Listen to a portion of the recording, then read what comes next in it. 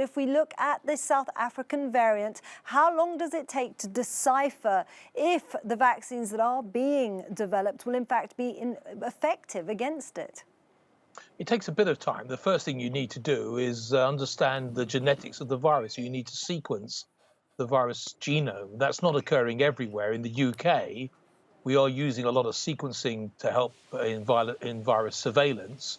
What we know from the South African variant, it has a number of changes in the key spike protein that are cause for concern in terms of whether or not the virus will be able to respond to the current vaccines. But are we talking weeks? Are we talking months? If we're talking, if we're talking about a variant which does spread faster, this really is a race against time. It is a race against time, but I have to say that even in the face of these more infectious variants, they are still transmitted in the same way as the other viruses. So the regular approaches to wearing face masks, to hand and face hygiene, to social distancing, to not being in crowded, poorly ventilated spaces, all of that will block transmission with these viruses as well. So a lot of this is about people's behavior. And obviously, there's a concern that we need to be sequencing more so that we can understand how and where these virus variants are spreading, and then wait for the results that will come from laboratory testing with vaccines. So these precautionary measures will have to continue for the time being. But if we look at this South African variant, how much evidence is there of it being already in Europe and the United Kingdom? And how concerned are you about that?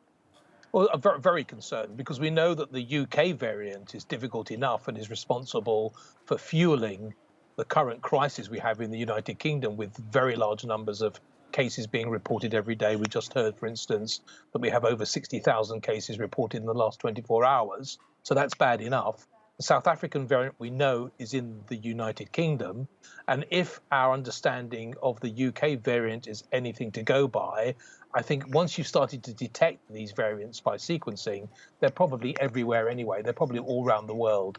And so we have to use sequencing more effectively, and we have to use these control measures whilst we roll out vaccination as soon as possible. Now, we know that the UK variant doesn't bring about more severe symptoms of COVID-19. It just spreads faster. What do we know about the South African variant in terms of the COVID-19 symptoms? So far, there's no indication at all that the South African variant results in more severe disease.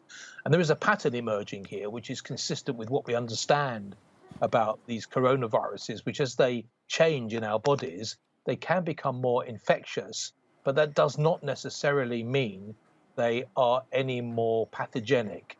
They are still dangerous and they still can cause disease, but there's no evidence that the South African variant or the UK variant is more disease causing.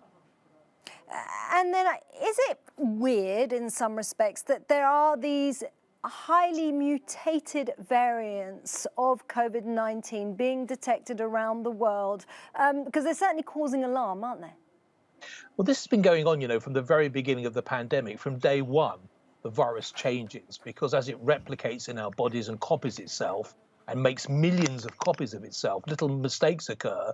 Most of those have no impact on the behavior of the virus. But of course, you get a selection process going on for those variants that are more infectious.